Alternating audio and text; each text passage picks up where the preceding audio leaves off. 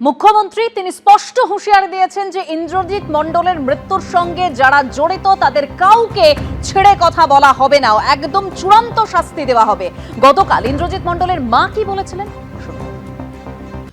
মা বাবার জন্য চাকরি দিয়েছি, ওদের যত্ন যেন না হয়, কোনো অযত্ন না হয়, এইটাই বলেছি। আপনারা এই খুশি করলেন?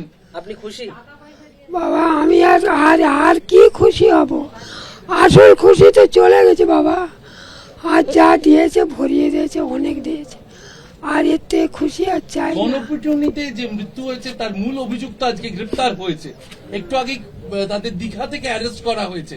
আচ্ছা, যারা মেরেছিল গ্রেফতার হয়েছে, আজকেও গ্রেফতার হলো। সেই মারার দৃশ্যটা বাবা আমাদের সামনে হয়েছে, এইটা ভুলতে পারছি না, এইটাই বড় কষ্ট। আর উনি বলতে চাইছে যে আর্থিকভাবে সহযোগিতা করেছেন, পাশাপাশি শাস্তির ব্যবস্থা।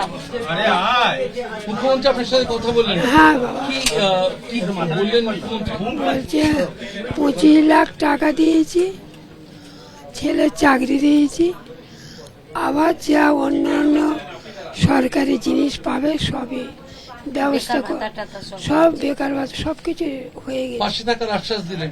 হ্যাঁ হ্যাঁ পাশে থাকার আশ্বাস দিলেন মুখ্যমন্ত্রী?